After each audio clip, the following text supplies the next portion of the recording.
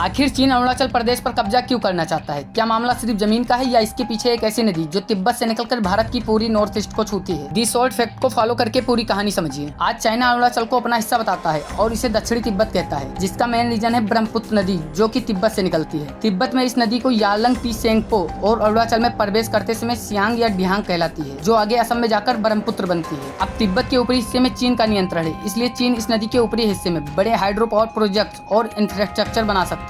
लेकिन क्या चीन अरुणाचल को सिर्फ पानी के लिए चाहता है? तो नहीं, यही सबसे बड़ा मिसकॉन्सेप्शन है। अरुणाचल का तावांग क्षेत्र सैन्य और रणनीतिक रूप से बेहद महत्वपूर्ण है। यह हिमाचल के उस हिस्से में है जहां चीन और भारत का विवाद दशकों से चला आ रहा है। इसके अलावा अरुणाचल का पूरा माउंटेन्स टेरेन और मिलिट्री स्ट्रेटजी तिब्बत के पास है, और यही सबसे बड़ा कारण है कि चीन तिब्बत को अपनी सुरक्षा के लिए बेहद सेंसिटिव एरिया मानता है। अब अरुणाचल तिब्बत के दक्षिण में है, इसलिए भारत की मजबूत मिलिट्री और इंफ्रास्ट्रक्चर चीन के लिए स्ट्रेटेजिक कॉन्सर्न है। यानी इस पूरी कहानी में तीन चीजें एक साथ जुड़ती है: जमीन, पानी, रणनीतिक सुरक्षा। चीन समय समय पर अरुणाचल के अलग अलग स्थानों के नाम बदलने की कोशिश करता है, लेकिन किसी जगह का नाम बदलने से जमीन उसका नहीं हो जाता है। इसलिए असली कहानी ये नहीं कि चीन ने अरुणाचल पर कब्जा कर लिया है, बल्कि कहानी ये है कि एक तरफ भारत के पास अरुणाचल है तो दूसरी तरफ चीन तिब्बत के ऊपरी हिस्से में है, और बीच में है हिमालय और एक ऐसी नदी जो करोड़ों लोगों के लिए महत्वपूर्ण है। इसलिए अरुणाचल सिर्फ एक जमीन का टुकड़ा नहीं, बल्कि इंडिया और चीन स्ट्रेटेजी राइवलरी का सबसे सेंसिटिव एरिया है।